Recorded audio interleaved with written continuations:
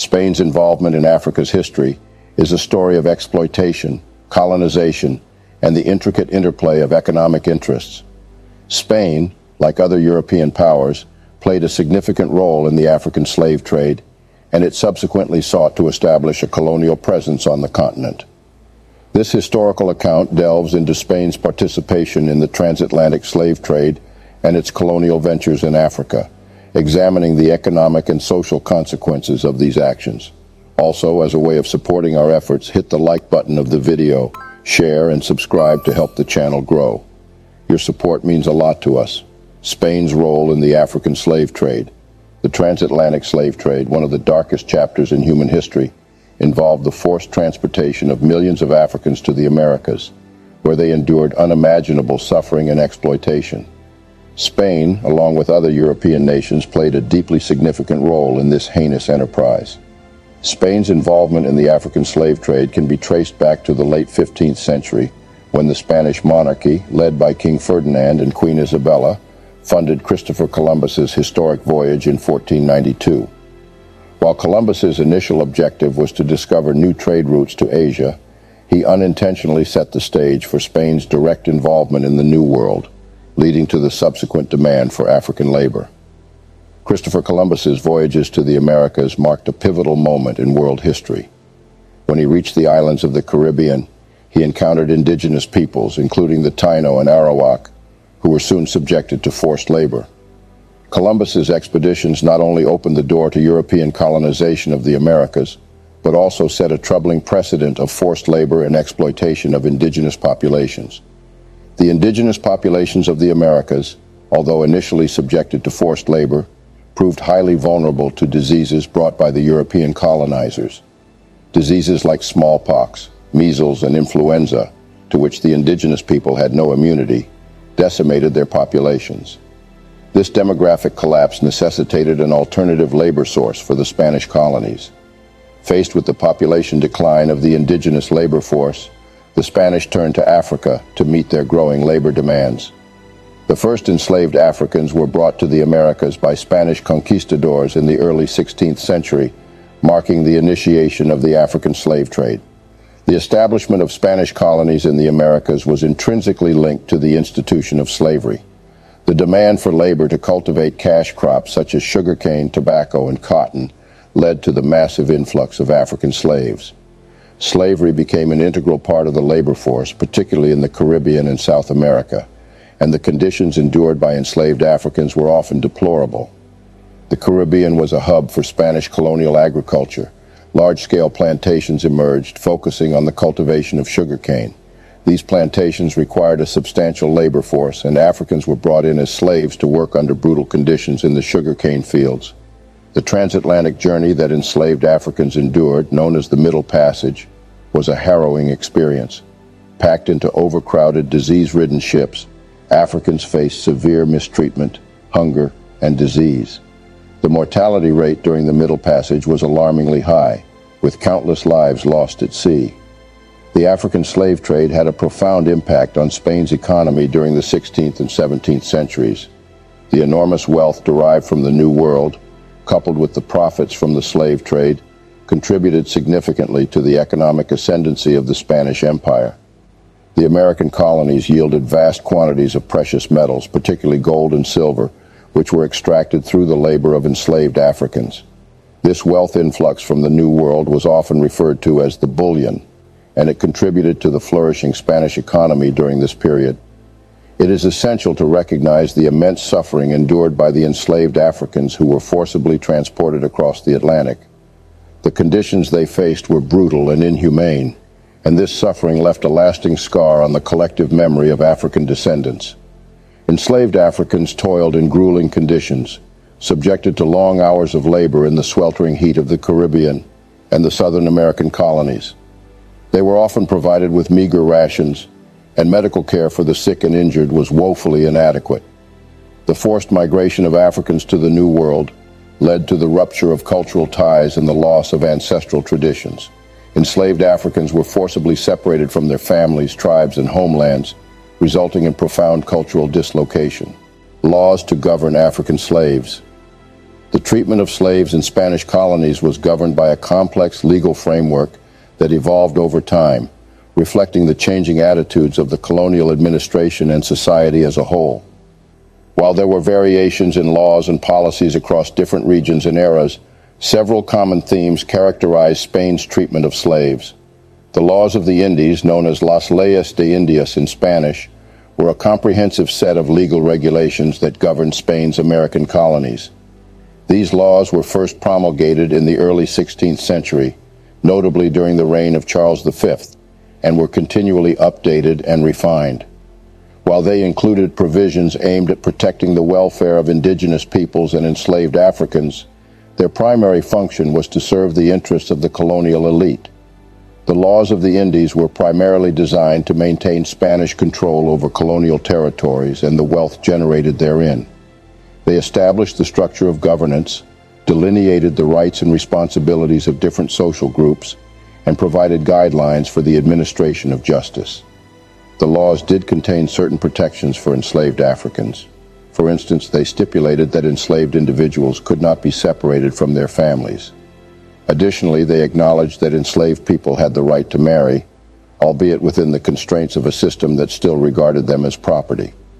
One of the significant shortcomings of the laws of the Indies was the lack of effective enforcement. In many cases, local authorities turned a blind eye to violations of these regulations, allowing the exploitation and mistreatment of enslaved people to continue with relative impunity. Manumission, or the process of freeing enslaved individuals, was permitted by Spanish law. However, this process was subject to numerous conditions and restrictions, making it exceedingly difficult for enslaved people to gain their freedom. One of the most significant obstacles to manumission was the requirement for enslaved individuals to pay a substantial sum to secure their freedom. This payment could be prohibitively expensive, effectively preventing many enslaved people from ever being able to earn their freedom. Even if an enslaved person managed to accumulate the necessary funds, they still needed the consent of their owner to be freed. Owners often had little incentive to grant freedom, as it meant losing a source of labor. While the laws of the Indies included some protections for manumitted individuals, such as the right to own property, these protections were limited and subject to the whims of local authorities. Racial hierarchies. Spain, like other colonial powers, established a complex system of racial hierarchies in its American colonies. This system placed Europeans, or those of predominantly European descent, at the top of the social hierarchy, followed by mestizos, people of mixed European and indigenous heritage, mulattoes, people of mixed European and African heritage, and enslaved Africans. This hierarchical system served to reinforce social divisions and justify the mistreatment of enslaved individuals. The racial hierarchy was enshrined in law and had significant legal and social implications. It determined an individual's legal rights, social status, and access to opportunities. Enslaved individuals occupied the lowest rung of this hierarchy, facing extreme discrimination and limited access to basic rights. The racial hierarchy was not only a reflection of societal attitudes, but also a tool for maintaining social control. It justified the unequal treatment of people of African descent and perpetuated the economic system built on enslaved labor. Impact of Enlightenment ideals. In the late 18th century, the Enlightenment era's ideals of liberty, equality, and human rights began to influence Spanish colonial policy. This resulted in some modest improvements in the treatment of enslaved individuals, although significant change was slow to materialize. Enlightenment thinkers such as Voltaire and Montesquieu criticized the institution of slavery and called for reforms.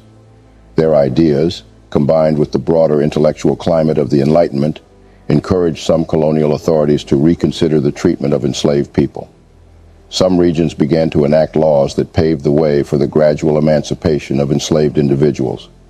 However, these reforms were often limited and subject to a lengthy transition period, during which enslaved people's status remained largely unchanged.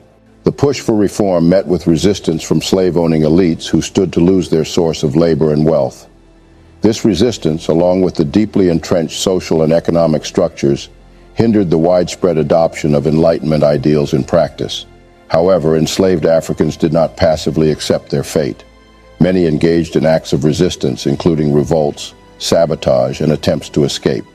The Haitian Revolution from 1791 to 1804 stands out as one of the most successful slave revolts, leading to the establishment of the first independent black republic in the Americas. Like the people of Haiti, there were others that wanted freedom. In the early years of Spanish colonization, the indigenous Taino people of Hispaniola, led by Chief Enriquillo, initiated a rebellion against their oppressors in the early 16th century. This rebellion resulted in the establishment of a semi-autonomous Taino territory, which is a notable example of indigenous resistance. Chief Enriquillo, a Taino leader, initiated the rebellion in response to the mistreatment and exploitation of his people by the Spanish colonizers. The Taino population had been decimated by disease, forced labor, and violence. Enriquillo and his followers successfully negotiated with the Spanish authorities for the creation of a semi-autonomous territory known as the Encomienda of Bajoruco. In this region, the Taino people had a degree of self-governance and autonomy. The Taino rebellion was remarkable for its endurance and persistence. Enriquillo's leadership, along with his strategy of hit-and-run tactics and guerrilla warfare, allowed the Taino resistance to endure for several decades. This rebellion holds historical significance as one of the earliest and most successful acts of indigenous resistance in the Americas. It demonstrated the determination of indigenous communities to protect their rights and establish pockets of autonomy. Even with the brutality of slavery, enslaved individuals would show resistance. Enslaved individuals often escaped captivity and formed communities known as palenques or Maroon settlements. These communities were established in remote and often inaccessible areas, serving as a constant source of concern for colonial authorities. Palenques were formed by enslaved individuals who had managed to escape plantations, mines, or urban areas. These communities were often organized along military lines with leaders and a structured defense force. Maroon communities often relied on subsistence farming and resourceful strategies for survival. They sought to be self-sufficient and avoid dependence on the colonial system. Palenques were not merely places of refuge, but also centers of resistance. They frequently launched attacks on nearby plantations and infrastructure, aiming to liberate other enslaved individuals and weaken the colonial economy. Another notable show of resistance was the Cuban uprising. In the 19th century, enslaved individuals in Cuba initiated multiple revolts against their oppressors. These uprisings, often characterized by significant violence and resistance, were indicative of the growing discontent and resistance to slavery in the region. One of the most notable uprisings was the Aponte Conspiracy in 1812, led by José Antonio Aponte, a free black carpenter. This conspiracy aimed to overthrow the Spanish colonial government and establish a free society. Although it was eventually suppressed, it represented a significant challenge to colonial authority. Uprisings and resistance efforts in Cuba persisted throughout the 19th century, reflecting the ongoing struggle of enslaved individuals to secure their freedom. The resistance against colonial rule played a role in the broader context of Cuban independence movements, which eventually led to Cuba's liberation from Spanish rule in the late 19th century. The 19th century marked the beginning of the end of the transatlantic slave trade. The international abolitionist movement gained momentum, and various European nations, including Spain, eventually abolished the slave trade.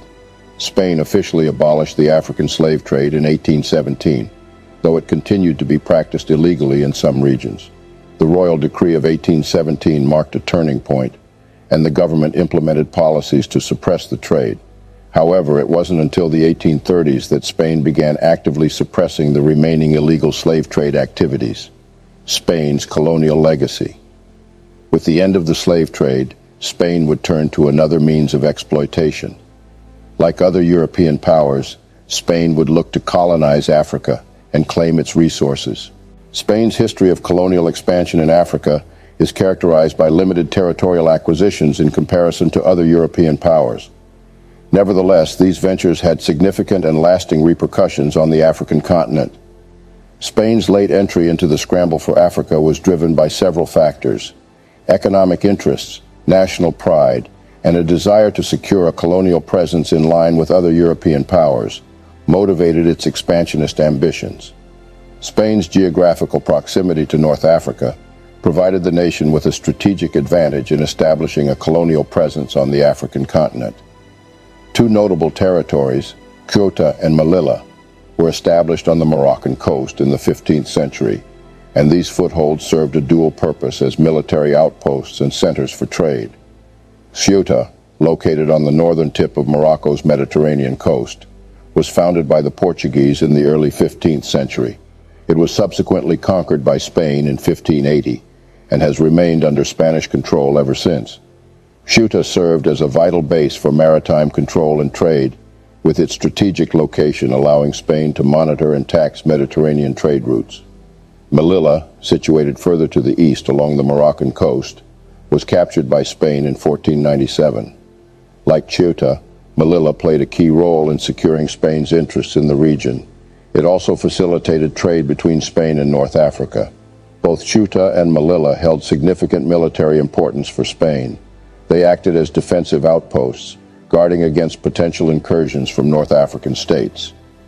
Over the centuries, these territories were often subject to attacks and sieges, highlighting the strategic value they held.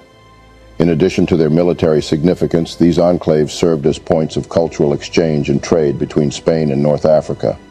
The exchange of goods, ideas, and knowledge between these regions contributed to a rich and diverse cultural heritage in the area. In the late 18th century, Spain expanded its colonial interest to West Africa. Equatorial Guinea, in particular, stands out as Spain's most notable African colony, established in the 19th century. The Spanish presence in Equatorial Guinea had a significant impact on the region's history, its people, and its distinct ethnic groups, notably the Bubi and Fang. Equatorial Guinea was home to various indigenous ethnic groups, with the Bubi and Fang being the most prominent. The Bubi resided on Bioko Island, while the Fang inhabited the mainland. The Spanish colonial administration's policies impacted these groups differently. Spain established cocoa and coffee plantations in Equatorial Guinea, exploiting the native population as a source of labor. Forced labor and harsh working conditions were widespread, leading to significant suffering among the local population. The legacy of Spanish colonialism has had a profound impact on the political landscape of Equatorial Guinea. The country experienced decades of authoritarian rule and political instability after gaining independence in 1968. Notably, Francisco Macias Nguema's brutal dictatorship, which lasted until 1979, was marked by widespread human rights abuses and economic mismanagement. Spain's colonial venture in Equatorial Guinea, like many other European powers in Africa, was driven by economic interests. The exploitation of the region's resources played a central role in Spain's colonial enterprise. One of the key economic activities in Equatorial Guinea during the colonial period was the establishment of plantations, primarily for the cultivation of cocoa and coffee. These crops were highly sought after in the international market, and the profitability of the plantations depended on the forced labor of the local population. Indigenous Africans were subjected to coercive labor practices, working under brutal conditions on these plantations. Apart from plantations, Spain also engaged in resource extraction, exploiting the natural wealth of the region. Timber, rubber, and minerals were among the resources extracted for the benefit of the colonial power. These activities often resulted in ecological degradation and disruption of local ecosystems. The profits generated by these economic activities were not reinvested in the colonies, but were rather largely repatriated to Spain. This economic exploitation significantly contributed to Spain's own economic growth, while leaving the indigenous populations impoverished and marginalized. The economic system that Spain established in its African colonies was geared toward extracting wealth for the benefit of the colonial power. Indigenous communities were left with little control over their own economic destiny, perpetuating a system of dependency on the colonial economy. Spain's colonial policies in Equatorial Guinea had a profound impact on the social fabric and cultural identity of the indigenous populations. The imposition of Spanish culture, religion, and language had lasting repercussions. The imposition of Spanish culture, particularly through the education system, resulted in the erosion of traditional African cultures and practices. Indigenous languages, customs, and beliefs were marginalized or suppressed in favor of Spanish cultural norms. This cultural erosion had a profound and lasting impact on the identity of the indigenous populations. Spanish colonial authorities actively promoted the conversion of indigenous Africans to Catholicism. This often involved coercive tactics, and indigenous religious practices were discouraged or suppressed. The imposition of Christianity further severed the connection between the indigenous population and their traditional beliefs. The imposition of the Spanish language had the effect of marginalizing indigenous languages. Spanish became the language of administration, education, and wider society, further distancing the indigenous population from their linguistic heritage. Spain established a hierarchical social structure that favored Europeans over the indigenous population. This manifested in unequal access to education, healthcare, and economic opportunities, perpetuating social inequalities along racial and ethnic lines. Spain's colonial administration in Africa was also marked by a dark history of human rights abuses, including the mistreatment and exploitation of indigenous populations. Indigenous Africans were subjected to forced labor on plantations and in other industries. Coercion was often used to compel individuals to work under harsh conditions, with little regard for their welfare or well-being. Resistance to colonial rule and forced labor was met with violence and repression. Local uprisings and revolts were brutally suppressed by the colonial authorities. This included punitive actions such as mass executions, forced labor camps, and other forms of violence.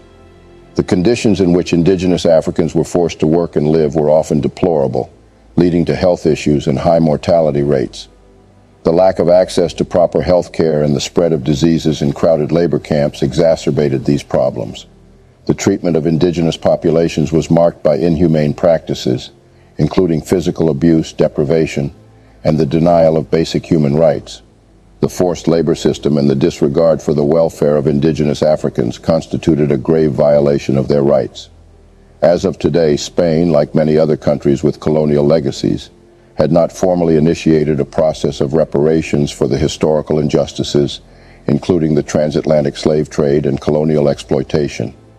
Efforts related to reparations can take various forms, such as acknowledging past wrongs, apologizing for historical injustices, offering financial compensation, providing support for education and economic development in affected communities, and addressing contemporary inequalities.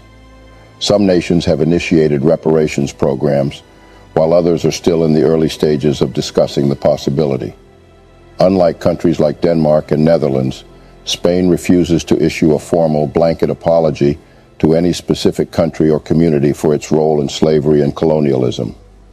While Spain has not issued a comprehensive apology for slavery and colonialism, there have been instances where Spanish leaders or institutions have acknowledged historical wrongs and expressed regret. These acknowledgments are often more specific and directed towards particular historical events, rather than a broad apology for the entirety of slavery and colonialism. This brings us to the end of this video. Tell us what you think in the comment section, as we are always interested in your thoughts.